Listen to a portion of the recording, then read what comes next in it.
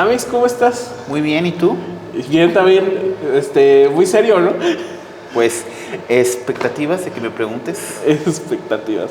Ay, no vengas aquí a aparentar cosas que no eres. No te hagas la mustia, di. Sí, eres junto con Yeyo, la persona con la que más proyectos he intentado hacer en internet. Y Yeyo ya vino. Estábamos adelantados a nuestros tiempos. Sí, quiero decirles Le tuve miedo al éxito. que Cristian le tuvo mucho miedo al éxito porque, ¿cuántos proyectos hemos tenido? Como 3. más, ¿no? Más, bueno, pero el que más me acuerdo y que más le tuve el miedo al éxito fue el de Prisma, ¿verdad? No, fue Manny Chris.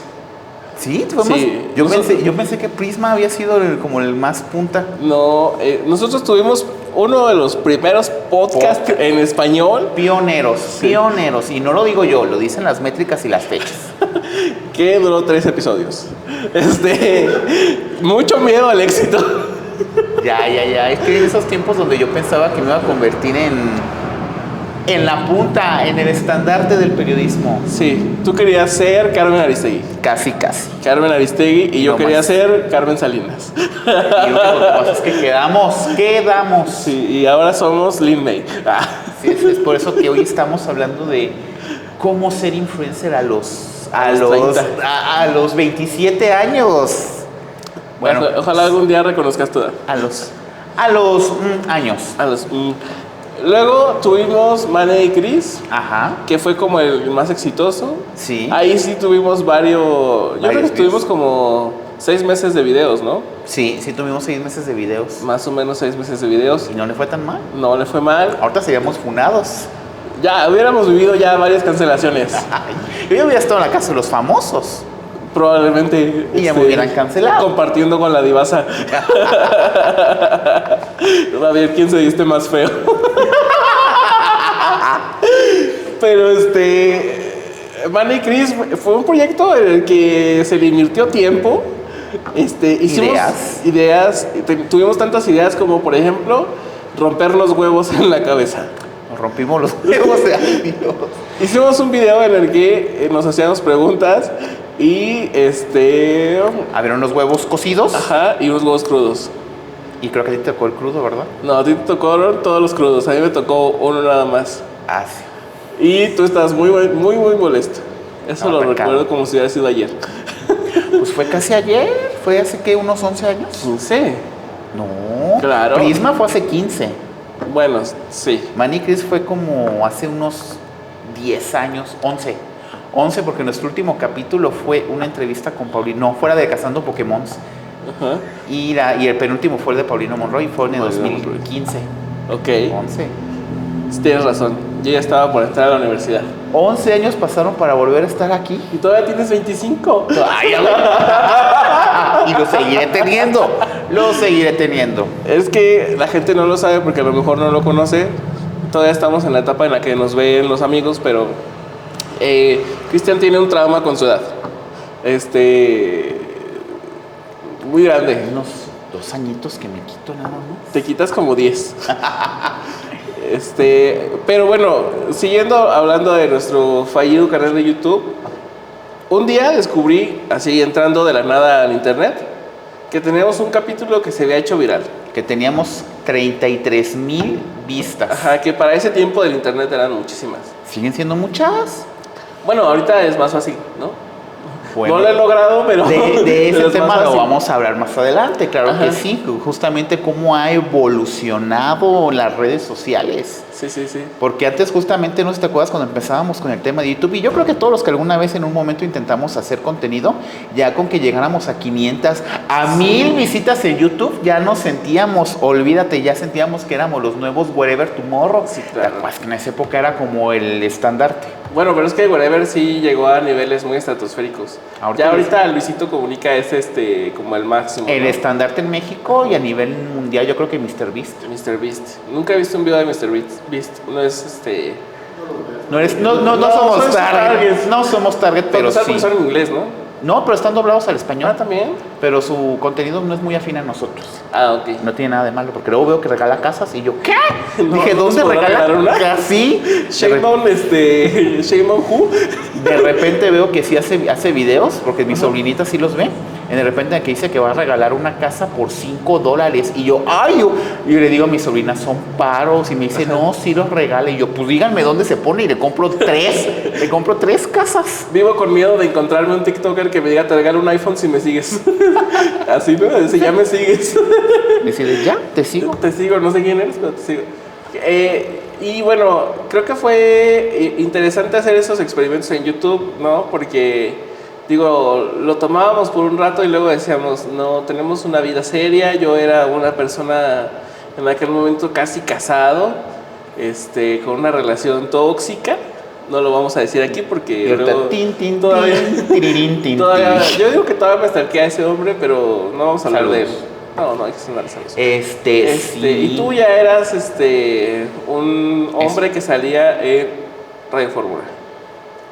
Así es, y le tuve miedo al éxito, pues yo porque antes pensaba, la verdad, que decirles que la creación de contenido te quitaba seriedad para lo que yo me quería dedicar y a lo que según yo aspiraba. Pero fíjate que me doy cuenta de toda esta brecha digital analizando estos 15 años, pues todo ha cambiado. O sea, y ahora si no estás en redes, no existes. Sí. Y sobre todo si te quieres dedicar a la comunicación, porque miren, en mis tiempos, te hablo de hace como 15 años, cuando yo estudiaba comunicación, bueno, también estudiaste comunicación. También estudié comunicación, pero en una época muy distinta. Ajá, que de todos modos tú vas a ver que estaba muy marcado, porque por ejemplo, en mi época te lo puedo decir, muchos compañeros que estudiaron conmigo pensaban que meterse en ciencias de la comunicación era o ser actor, o ser conductor, o ser bailarín, o ser famoso. Y yo creo que a ti ya te tocó la época donde ya todos quieren ser influencers. A mí me tocó la época de estudiar comunicación en la que querían ser Carmen Aristegui.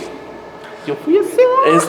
Es que nosotros vivimos una época en la que Carmen Aristegui sacaba los mejores reportajes, se llevaba todas las primeras planas de todo, aunque no fuera ella la que escribiera. Ajá. O sea, la Casa Blanca y tantos detalles que escribió, y periodismo de investigación, o sea... Sí, o sea, sí fue un buen momento. O sea, yo, por ejemplo, en su momento, yo cuando me empecé a dedicar a los medios, que me voy a explicar un poco de mí, yo me dedicaba a los medios de comunicación, todavía no lo descarto, pero ahorita de momento estoy retirado, estoy como en mi año sabático, pero a mí, por ejemplo, me encanta el periodismo, los medios de comunicación. De hecho, yo me acuerdo, fíjate que haciendo memoria, me estaba acordando que a mí, una de las primeras noticias que me impactó, y que yo me acuerdo que seguía así como en los medios de comunicación, y fíjate, tenía ese tiempo, aquí sí no voy a mentir, tenía como 6 años. Ajá. Fue lo que le pasó a Paco Stanley. Sí. O sea, yo me acuerdo que lo veía en la televisión y fue un impacto porque ese señor todavía lo veías en la televisión, y me acuerdo que fue mucha cobertura mediática. A ese señor lo veías en todos lados, o sea, tenía discos de poesía.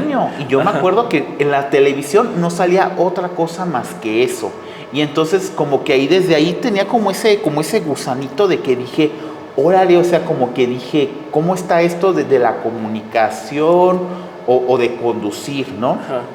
Y ya después pues fui creciendo, y mi papá, yo era una persona muy pegada a mi papá, le gustaba mucho leer periódicos y ver noticias, y yo como me quedaba con él en las tardes, a veces me ponía a hacer eso. Y yo me acuerdo que había una revista, creo que ya no existe, que se llama Día 7, buenísima. Yo me acuerdo que era una revista que salía los domingos y había reportajes de todo tipo, y me acuerdo que desde ahí yo empezaba a leer. Yo era muy visual y tenía cosas bien padres. Por ejemplo, yo me acuerdo que había un número en que era la historia de los dulces mexicanos de ese entonces, que ya la mayoría ya los compró Ricolino y Bimbo y Sonrix. Ya no existe. No, Ricolino compró casi todo, y Bimbo, pero estaba padrísimo porque era así como en ese tiempo te decía la historia de la empresa, los dulces, y yo como que desde ahí tenía una espinita, dije, yo me quiero dedicar a esto, dije, me gusta mucho esto. Y entonces pues cuando cumplí como 14, 15 años sí me decidí. Pero fíjate que además de Carmen Aristegui, yo tenía otro referente en la comunicación. El que tenemos todos los gays. Sí, Horacio Villalobos. Sí. O sea, a mí, yo desde que empecé a ver desde Gallola, que lo veía a escondidas, yo creo que la mayoría de nuestra generación todos vimos desde Gallola a escondidas, porque pues, era como un impacto de ser el primer contenido abiertamente LGBT en la televisión. Claro. Pero yo después veía que este hombre también conducía programas noticieros y tenía programas de opinión, y a mí me encantaba su estilo como ácido, mordaz, que no envejeció nada bien. Yo creo que, por ejemplo, aparte de Desde Gallola y Válvula de Escape, que a lo mejor nos tocaron ahí sí de niños, lo que fue Nocturninos para nuestra generación joven.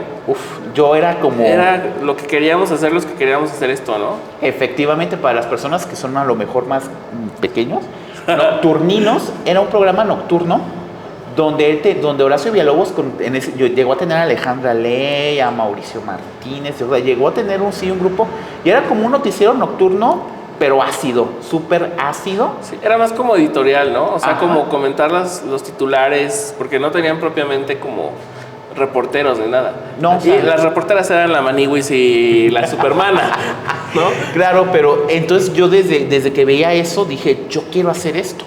Sí. Yo quiero hacer esto. Dije, yo genuinamente me quiero dedicar a los medios de comunicación. Y fue entonces que decidí primero estudiar periodismo. Ya después los caminos de la vida me llevaron a caminos completamente diferentes. Y me salí y ya después me empecé a dedicar a que decidí estudiar ciencias de la comunicación. Que es básicamente lo mismo. Sí. Como diré, sí, ni lo mismo, pero más barato. Lo mismo, pero no, ojalá fuera más barato. Ay, sí, ya sé. Ahora, yo creo que la historia que la gente debe de saber previamente es que Cristian y yo nos conocemos desde que éramos prácticamente unos bebés. Él tenía 14 años y yo tenía 3. No, Cristian es más grande que yo, aunque él decida decir que no. Pero nos conocemos desde niños. Así es. Conozco la mala persona que es este sujeto desde que me negó prestarme sus juguetes un día que fui a visitarlo a su casa. Una pokebola. Una pokebola. Desde como ahí. si a mí me gustaran las pokebolas. Las bolas tal vez. Las bolas sí, pero los Pokémones no. Entonces tenemos como mucho tiempo de conocernos y creo que es una de mis amistades más largas. Pero a lo que venía esto es que cuando nos reencontramos en la adolescencia y todo, pues empezamos a pasar mucho tiempo juntos. Y yo empecé a trabajar en un restaurante en el que él pasaba a visitarme prácticamente todas las tardes. Y me platicaba de lo que hacía en la universidad y de que vamos a hacer un documental y que hoy tuve práctica de radio y que estamos haciendo un cortometraje. Y yo decía, yo quiero hacer eso, como la persona envidiosa que soy. Entonces, me salí de trabajar, porque a mí en realidad jamás me gustó trabajar en cocina, que era lo que yo hacía, ¿no? Yo estudié gastronomía para dedicarme a algo rápido y vivir del dinero que me gusta tener. En cocina no se logró y luego estúpidamente pensé que en el periodismo iba a ganar dinero, y fue así como empecé a estudiar comunicación también. Y es que fíjate cómo fue el hecho de que también, o sea, yo también estoy sorprendido, me da mucho gusto que también te dediques a la comunicación, porque desde que hacíamos el podcast, desde que hacíamos esto, se veían las ganas, el hambre, la ímpetu. Y pues justamente a partir de este camino en el que estoy estudiando que estoy estudiando ciencias de la comunicación, que me dedico a todo, porque yo creo que todos en algún momento, cuando estudiamos ciencias de la comunicación, te quieres dedicar a algo y te terminas dedicando a cosas completamente diferentes. Por ejemplo, yo cuando más amistad tenía con Mane, me acuerdo que me encantaba hacer cortometrajes, me encantaba editar, me encantaba hacer videos. Ya me da mucha hueva, ya el Premiere y esas aplicaciones ya me dan mucha hueva. Yo editaba en Movie Maker, pero yo genuinamente pensaba en ese momento que ese era mi futuro, ¿no? Tú eres como más de escritora, ¿no? Sí, soy más de redacción. Ajá. Me he dedicado la mayor parte de mi carrera, de mi trayectoria, profesional a los medios de comunicación escritos. Porque también aquí les va una historia de vida que si a alguien le sirve está bien. O sea, yo decía que nada más me iba a dedicar al escrito porque yo me sentía poco agraciado para estar a cuadro. O sea, yo decía, no, pues que yo cómo voy a estar en televisión si yo pues no me consideraba dentro de los estándares de belleza, ¿no? Porque pues muchas veces crecimos con ciertos estándares o ciertos arquetipos que decíamos, no, es que la gente que sale en televisión hace esto. Es el mundo de los bellos. Y deja tú de eso, y más siendo gay. O sea, sí, claro. Más siendo gay, lo más que podíamos salir en la televisión y decir, oh cielos. Sí. Fíjate, es que a lo mejor no nos podemos a pensar en eso porque... O en Con Todo. Ajá, que ellos eran heterosexuales, decían. Pero a lo mejor no nos podemos a pensar mucho en eso porque hoy el panorama es completamente distinto, si no completamente favorable, sí es muy distinto a lo que nos tocó a nosotros. Yo me acuerdo, precisamente hablando de Nocturninos, una vez en la universidad hicimos un panel de periodismo digital y vino y no sé cómo se pronuncia su nombre, Itzel Cisneros. Ah, Itzel Cisneros, claro que sí, salía estaba en en Nocturninos, claro. Ajá, y yo me acuerdo que un día le dije, oye, es que platicando con ella después de su panel, le dije, es que a mí me da mucha inquietud saber qué voy a hacer, porque pues no quiero ser la jotita de los espectáculos, ¿verdad? Como si aquí en provincia hubiera ese tipo de fuentes. Que no todos hacemos todo. Que no tiene nada de malo. Ajá, si esa es tu aspiración, no es tu deseo. Pero está es a donde bien. te encasilla el gremio, ¿no? Exactamente, sí, claro. Y entonces ella me dijo, mira, si tú lo que quieres es hacer espectáculos, entretenimiento, lo que sea, lo importante no es otra cosa más que lo hagas bien. Si tú quieres hacer espectáculos, está chido, pero las cosas que hagas, hazlas bien y que tengan tu sello. Me dijo otras palabras que evidentemente no me acuerdo, pero es lo que más se me quedó clavado. Ella para mí es una de las conductoras más emblemáticas del programa, porque sobre todo era muy seria, pero cuando quería sacaba sus comentarios que decía, la amo. Sí. Entonces, cuando tienes como esas referencias y esas pláticas con ese tipo de personas que a lo mejor están en lugares en los que tú aspiras, pues te llena de emoción, ¿no? Ahora, otra cosa que nos unió mucho, y ahorita no es que ya no nos una, pero es que ya no los hacen, la colección de CDs. Claro. ¿No saben cuánto llegamos a gastar nosotros en una tarde de mix-up? No, sí, ya son varios súper, sí, claro, o sea, y fíjate que eso también para mí fue un referente para lo que yo hago actualmente, o sea, analizándolo bien, Nocturninos sí fue un programa que nos marcó, que nos marcó porque justamente a mí me encanta la música, sobre todo adquirirla físicamente, porque para mí es toda una experiencia comprar el disco, hojear el booklet, ver las fotos, entender el concepto, leer las letras, y eso también hacía mucho money, y entonces ahí como que también hubo más punto de afinidad. Y llevándolo al plano actual, en Nocturninos, ¿te acuerdas que había un programa, los viernes eran musicales, ¿no? Ajá. E iba un amigo de Horacio Villalobos llamado Mario Lafontaine, claro. Y me acuerdo que él hablaba de música y te llevaba los discos, y me acuerdo que los presentaba, o sea, platicaba de tal artista y decía, miren, este está el disco, y lo ojeaba y lo platicaba con Horacio, y yo decía, wow, me encantaría en algún momento hacer una dinámica así. Sí, que era, por ejemplo, Los Horribles 80, ¿no? Y hablaban de Yuri, lo menos, Daniela Romo, Amanda Miguel, o luego hablaban, por ejemplo, de un programa especial de música de los 70s, o música de los 90s, o todo esto. Entonces, te llevaban como a un mundo en el que tú decías, es que yo quiero tener, por ejemplo, el disco, ¿no? Que dices, lo abrías y veías las fotos y el diseño que tenía la galleta o el disco pues propiamente, y los agradecimientos y todo, que era como toda una experiencia bien chida, ¿no? ¿Tienes una idea de cuántos discos tienes? Fíjate que me lo han preguntado varias veces y nunca he hecho la contabilización. El influencer. Sí, me lo han preguntado, genuinamente me han preguntado varias veces cuántos discos tengo, y fíjate que nunca los he contado. Son más de 100. No, más de 500 yo creo que sí son. ¿Qué? Sí, son más de 500. ¿De quién es el quien más tienes? Mira, de quien más tengo es de Lady Gaga. De Lady Gaga tengo todo lo que ha salido en CD de ella, todo lo tengo. Nomás me falta uno que es del reciente material, que es Mayhem.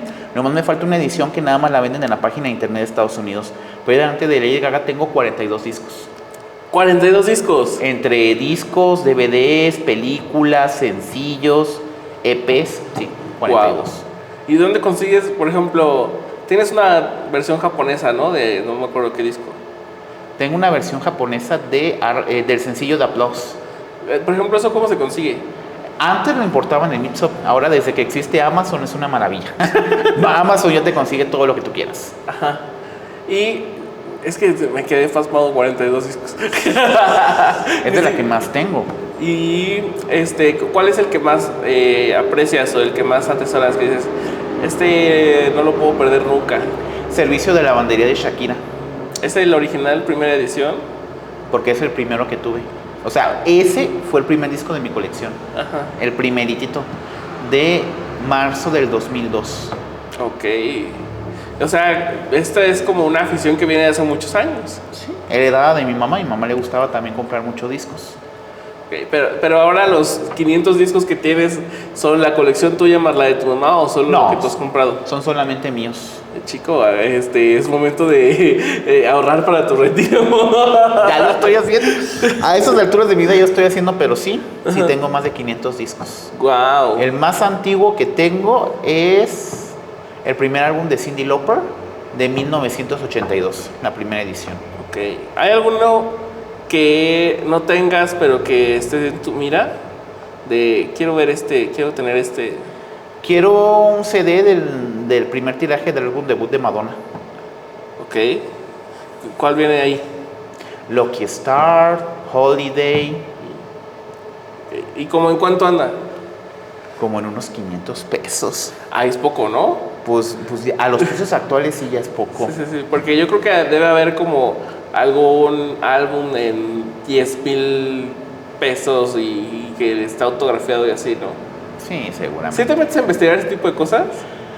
Fíjate que a veces que sí y no, porque a veces comprar de segunda mano como que me da por internet. Ya comprar en persona, sí, soy muy asiduo de buscar tiendas en físicas, alguna que otra que todavía existe en Morelia, que sí, de repente hay algún lugar donde de repente me encuentro discos y yo, pues voy a ver qué joya encuentro. ¿Cómo que has encontrado en este tipo de tiendas? El soundtrack de Vita de Madonna, el primer disco de Cyndi Lauper, ahí lo encontré. Y cuando vi que era edición CD, así de 1982, dije, tiene que ser mío. ¿Y suena bien? Sí. ¿También el de Madonna? Sí. Wow. Fíjate que a mí no, la afición por los discos, pues sí, me gustan, me encantan. Pero como solo me gusta la música en español, como que no tengo esa parte, ¿no? De decir, voy a buscar, porque pues, las cantantes que me gustan ya los tengo, ¿no? A lo mejor lo que yo quisiera tener en físico es lo que ya está saliendo ahorita, ya no sale en físico, vale la redundancia. Sí, eso es una desgracia, ya los discos en físico, ya muchos artistas ya no sacan sus discos en físico. Ajá. Siento que eso está mal porque afecta a la preservación, porque por alguna razón deja de existir el internet. A lo mejor no es internet, pero las plataformas, ¿no? Las plataformas sí, o sea, día cierra Spotify y YouTube, que es como, hasta la fecha sigo pensando que es la plataforma de música más grande del mundo. Sí. YouTube es la plataforma de música más grande del mundo. Si algún día cierra... Es que lo que tiene YouTube de beneficio es que tú puedes subir tu video, ¿no? Y por ejemplo, tú a lo mejor tienes una versión de un disco que traía el sencillo especial para Puerto Rico, ¿no? Ay, y que no viene en otros discos, ¿no? Y que la versión que está en Spotify es la que no trae ese sencillo y tú lo subes a tu canal de YouTube. Una persona que por casualidad la tenía y la sube. Ay, sí. Dios tiene un lugar reservado en el cielo para las personas que hacen eso. Sí, a mí me encanta cuando hacen eso. Cuando alguien sube un track de un disco que nada más salió para tal país o para tal edición y la suben. Sí, y es que como bien padre porque eso no pasaba antes. Cuando los canales yo me acuerdo volviendo a los viejos tiempos, cuando YouTube te permitía personalizar tu canal y le ponías una imagen de fondo y entraba la gente y había una canción como si fuera un perfil de hi-fi. Se me hacía como un tipo MySpace, pero porque era más chido. MySpace, ese tipo, sí, claro. Y por ejemplo, yo me acuerdo que en mi canal de YouTube, que sigue siendo el mismo desde que empezó, por ejemplo, subía yo las canciones nuevas del nuevo disco de Edith Márquez, ¿no? Y ponía un diseño de imagen de fondo que se viera así como con las fotos del nuevo disco, ¿no? Me encantaba. Pero no creo que a Edith Márquez le gustara. Yo creo que a ella no le gustaba eso. Pero está bien porque era en el tiempo en el que no existían plataformas. Sí, entonces, claro. Si tú querías escuchar el disco, ¿qué hacías? Pues no me odien por pirata. No era piratería, ¿verdad? Yo no considero eso piratería, como por ejemplo así confesando uno de los delitos. Por ejemplo, a mí me pasaba que había veces en que, por ejemplo, el artista, no sé, anunciaba que su disco lo lanzaba el 15 de abril, pero el 11 de abril ya se había filtrado. Bueno, ¿a cuántos artistas no se les ha filtrado el disco? Ajá, y entonces yo la verdad, porque les miento, yo lo descargaba, pero como yo sabía que sí o sí lo iba a comprar, sí, pues no sentía tan mal porque decía, bueno, pues de todos modos no voy a comprar. Fíjate que a mí nunca me gustó escuchar las filtraciones que había de los discos, porque yo decía, quiero escucharlo mientras veo el booklet y las fotos y leo. Entonces, no me gustaba. Yo era así antes, pero ya después cuando estuvieron en el auge de las plataformas y todo eso, pues ya fue así como que y eso fíjate que siento feo porque eso para mí sí es cierto, para mí ya se perdió esa experiencia, esa emoción, como decir, ya escucho el artista nuevo, voy a escuchar el disco, y desgraciadamente para mí eso también ya no me pasa, o sea, ese factor sorpresa para mí ya no está. Y no está mal, porque, o sea, tomamos, por ejemplo, si, no sé, mis artistas favoritas son Lady Gaga, Madonna, Faye. Si sacan un disco nuevo, me voy a emocionar y claro que voy a correr a escucharlo, pero como que, no sé, efectivamente, como dices tú, ya no siento esa emoción como de que el día de lanzamiento iba a la tienda, lo compraba y yo decía, no voy a escuchar nada hasta llegar a mi casa, ponerlo y ahora sí que decir, a ver, aquí está. Sí, y la sensación de abrir el plastiquito y todo eso es incomparable. Ya no la van a conocer. Bueno, hay artistas que están sacando ahora viniles. Híjole, es que yo tengo un amor-odio con los viniles porque por culpa de los viniles he encarecido mucho comprar música física. Sí, no, pues es que, ¿qué te diré? Pues justamente en nuestros tiempos los viniles estaban peluciados. O sea, los viniles te los vendían en 10, 5 pesos en el mercado y ahora ya un vinilo que apenas si se le ve la portada del artista te lo quieren vender en 200, 300 pesos. Yo compré un disco de Flans, el disco de las 1001 noches, me costó 5 pesos. En un mercado. En el Audi, ¿vinil? Aquí en... ¿Dónde? ¿Vinil? Sí, en vinil. Véndelo en 1000. Y te lo compran. Pero no trae el disco. Bueno. O sea, no verifiqué en el mercadito, en el tianguis, en el auditorio. No verifiqué y trae un disco de los Tigres del Norte. Que yo creo que el de los Tigres del Norte vale más. Sí. Entonces, es toda una euforia, ¿no? Por comprar y por coleccionar y que al mismo tiempo te hace ver que en realidad la gente no es que ya no quiera comprar música, sino que lo que dejó de funcionar fue la forma en la que la vendían, ¿no? O sea, cómo estaban haciendo ya los discos, cómo lo que le estaban invirtiendo. Por ejemplo, yo algo que puedo decir, porque insisto, a mí no me gusta mucho la música en inglés porque no la entiendo. Pero por ejemplo, Susana Zabaleta, sus discos, pues sí le metía, ¿no? Y era una cajita linda con un chingo de fotos. Y por ejemplo, a veces traía 2 discos o a veces era CD, DVD.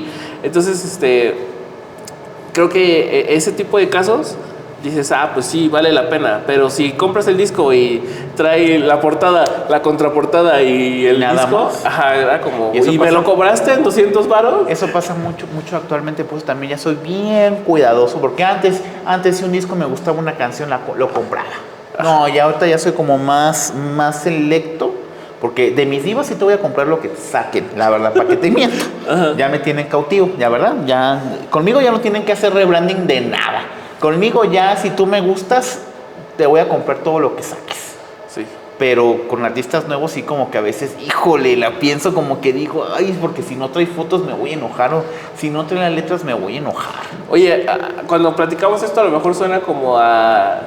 que fue hace millones de años, pero en realidad ni siquiera hace 15, güey. Cuando ibas a Mix Up y estaban todos los discos o sea, los nuevos, los lanzamientos, para que los escucharas. Y entonces te ponías tus audífonos y ahí estabas escuchando todo el disco y luego decías, luego lo compro. ¿Ya lo escuché? Sí, ya a rato vengo. Ajá. Y ahora Mix Up es bien triste que ya se convirtió en una tienda de Funkos. De libros, ¿no? De libros, Funkos. Y ya no venden discos. Ajá. Pero es que, insisto, yo sí, la verdad, para que les miento y no me importa que me funen, yo sí estoy en contra de los vinilos porque los vinilos han encarecido mucho el mercado musical. Además de que los vinilos ya son muy caros, son bastante caros. Sí. Además, pues ni siquiera mucha gente tiene como en qué escucharlos. Creo que eso sí ya es como un tema de melomanía. Ajá. Es un tema, mucha gente lo tiene nada más de colección, porque la verdad sí he visto ediciones muy bonitas de un artista, pero ya están en más de 500 pesos. Para mí eso ya está fuera de mi alcance. Si un disco, el disco más caro que he comprado yo nuevo, así que te acuerdas que te decía que yo nunca iba a gastar más de 300 pesos en un disco, el disco más caro que me he comprado, y no me funen, es K23 de Kenia Oz, que me costó 625. Chica. Pero es una edición especial. Ajá, eso decimos todos. Sí. Entonces no me enojé tanto porque la verdad sí valió la pena. Ajá, que es el que trae un libro, ¿no? Trae un libro y trae una postal autografiada. Saben que no está autografiada. Ajá, que es un sello, ¿no? Es una impresión. Es una impresión. Ajá. Pero como esa me gustó mucho y cuando vino aquí la vine a ver, compré muchas cositas y entonces lo que hice es que las metí en medio del libro.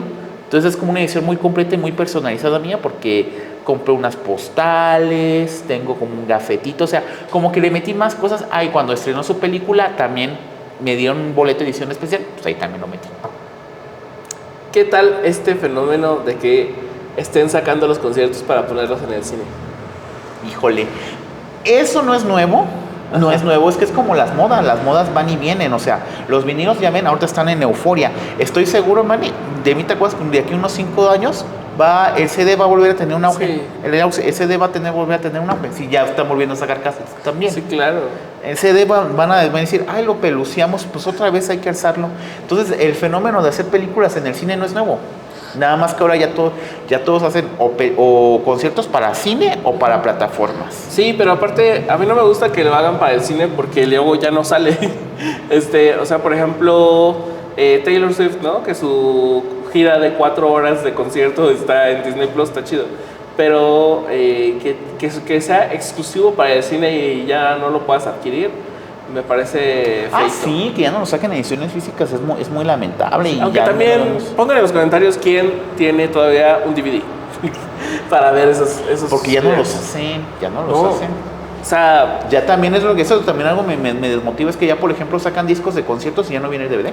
¿En cuántos años de auge tuvo aquí el Blu-ray? ¿Como 2? Yo siento que en México, el Blu-ray no terminó de despegar. No. Pues tan fácil, todavía hace 3, 4 años todavía sacaban CD más DVD. Sí. Pero, o sea, lo que me refiero es que el auge como formato para ya luego solo ser físico, ¿no? Como unos 2 años. Ahora, hay algo que a mí me llama mucho la atención cuando veo en redes sociales creadores de contenido que hablan de música, que por ejemplo está el que habla de la parte técnica, ¿no? Es que si lo escuchas en tornamesa, el sonido es envolvente y son los que más aman los vinilos. Sí, y luego están los que te hablan de el contexto social, ¿no? Esta canción salió cuando tú empezaste a hacer contenido para TikTok de música. Y tus belles. Mis belles. Saludo a todos mis belles. Tan criticado tus belles. ¿Cómo empezaste? ¿Por qué? ¿Y por qué a los 30? Bueno, ¿por qué a tu edad? Pues mira, el antecedente era el de Mario Lafontaine. Después, cuando yo estaba en la universidad, pues descubrí un mundo maravilloso que se llama el humor pop, que es como grupos donde tienes a fanáticos de la música pop, sobre todo en inglés, donde comparten cosas de sus divas, se pelean, nos peleamos también por defender a nuestras divas. Sí. Y me acuerdo que empezaron a existir canales como por ejemplo Pop News que de repente te hablaba de noticias de música, pero también hacían unboxing de discos, te hablaban de tal artista va a sacar tal disco, o te hacían la reseña del disco. Había un chico muy talentoso español, casi todos, fíjate que mi influencia ha sido mayormente española.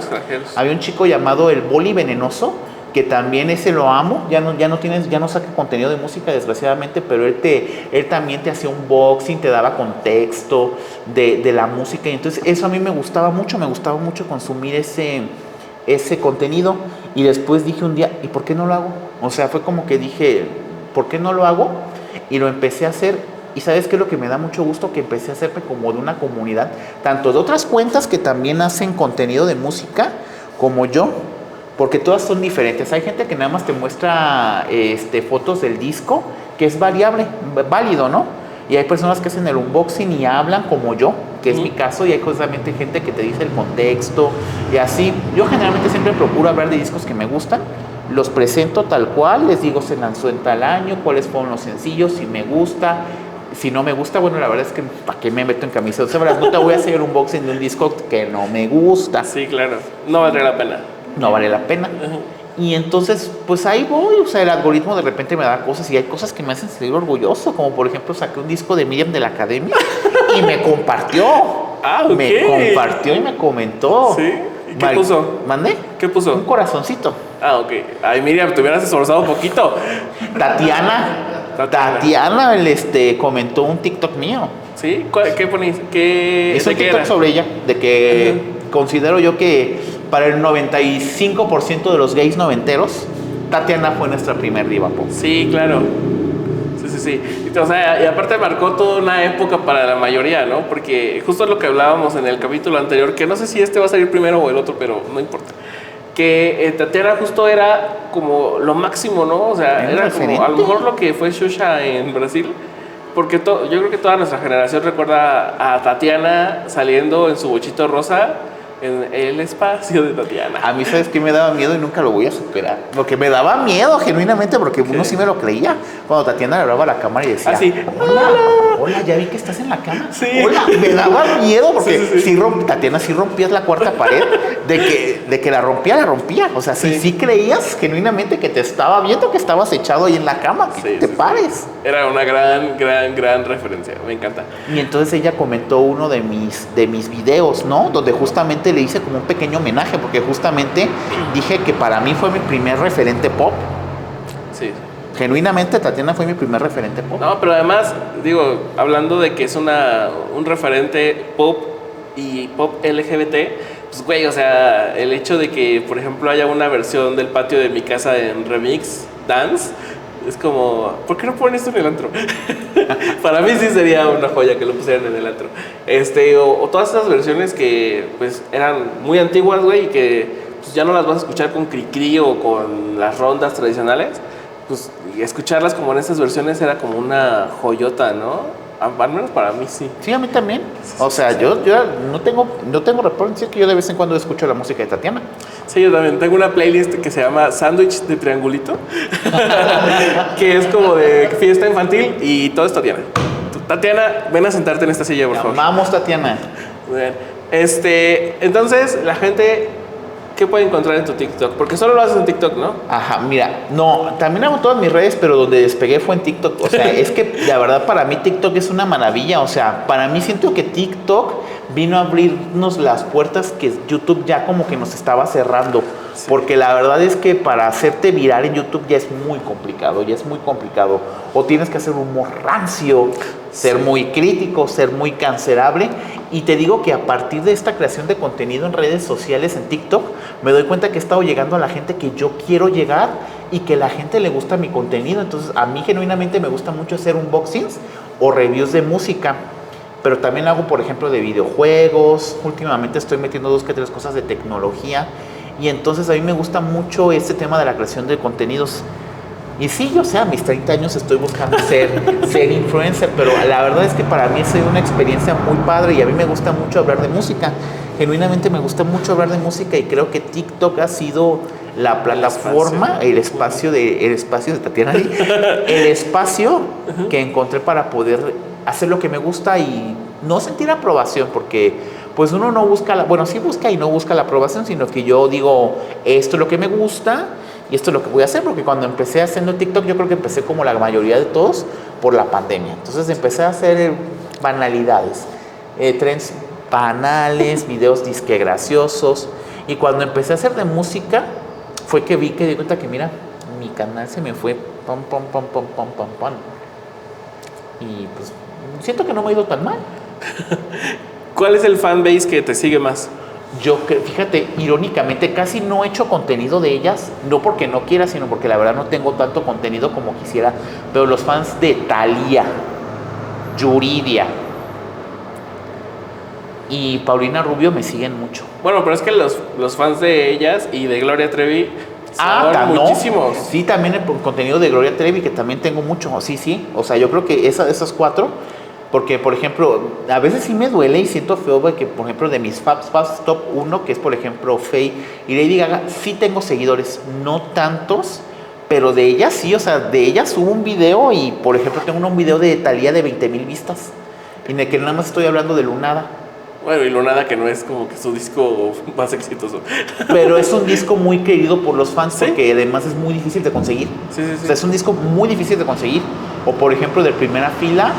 Y por ejemplo, hasta hace poco me empecé a hacer de cosas de Timbiriche, porque sí me gusta Timbiriche, pero pues conseguir su material original ya es muy caro. Ya es muy caro y es complicado. No, fíjate que no tanto, porque por ejemplo los discos del 6 al 10 los encuentras en 50 pesos el Mixo, pero los demás no. Ajá. O sea, te digo, del 6 al 10 sí son bien difíciles de conseguir. Dos muy fáciles. Yo tengo, ¿cuál es el doble? ¿El 8 y 9? Lo tengo, también lo compré en el Audi. Ay, te odio, yo tengo 9 nada más. Y sí, porque luego los venden separados, ¿no? Algo así. Y también tengo el 10. Y también he ido bien a contenido de Timbiriche, Sí, fíjate. es que son buenos, son buenos. Nuestra generación sabe lo que es bueno. Y cuéntale a la gente cuáles son tus redes sociales para que te sigan. En todas las redes sociales me puedes encontrar. Te voy a hacer un homenaje porque tú siempre me recuerdo, porque tú siempre dices, en todas las redes sociales me pueden encontrar. Bueno, Sí. a mí en todas las redes me pueden encontrar como @ChrisRuizR1, sin H. Y pueden ver de todo. De todo. O sea, desde Fotos de pies. Desde cuando, ojalá, desde que me creía Carmen Aristegui hasta en esta época donde pues estoy tratando de crear contenido, estoy tratando de gustar a la gente. Amix, muchas gracias por haber venido. No a ti, gracias, que mira, primero empezamos hablando de la carrera periodística y después hablamos de esto. Curiosamente yo no quería hablar del periodismo, pero mira, salió. No, pero tampoco fue como el tema central, sino de lo que estoy haciendo actualmente. Está bien. Y además uno no puede ocultar su historia. Pero sí cambiarla. ¡Ah! Y al rato, ¡he vuelto! Como el de Paquita Salas, me dice, Sí. ¡he vuelto! Somos grandes fans de Paquita Salas esperando que haya una temporada 4. Sí. Sí, no sabemos los diálogos de memoria. Pero Y bueno. además podríamos ser la Paquita Salas mexicana. Sí, me alquilo. Soy un poco más moreno, pero Porque imagínate, sería una No se le fantasía ve. una Paquita Salas mexicana, porque Paquita Salas es pura cultura pop española. Y eso que nosotros que no somos tan de España, entendíamos y estábamos fantaseados, porque incluso estrellas pop hacían cameos. sí, claro. Famosos hacían de ellos mismos. Sí, y además, bueno, creo que tenemos varias figuras aquí con ese potencial, ¿no?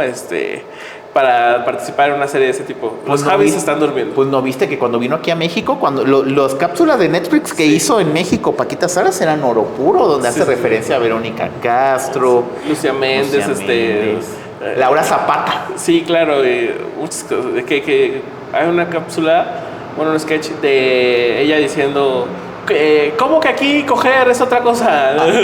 Está buenísimo, búsquenlo. Y vean Paquita Salas también. Veanla, es genial. Así que muchas gracias por sintonizarnos. En Mucho Ojo, ¿cómo se llama? Ojo con lo que dice. Es la segunda vez que no digo el nombre en el capítulo. El día de hoy estoy muy ¿Y yo por distraído. qué dije Mucho Ojo? Porque Tatiana salía en sus comerciales. El de Y Mucho Ojo. Sí, sí, sí. Bueno, muchas gracias a todos por haber visto este programa. Compártanlo, suscríbanse y nos vemos en todas las redes sociales como @ManeGuevaraUP. Saludos a Beto que se está durmiendo atrás de cámaras. Saludos, bellez.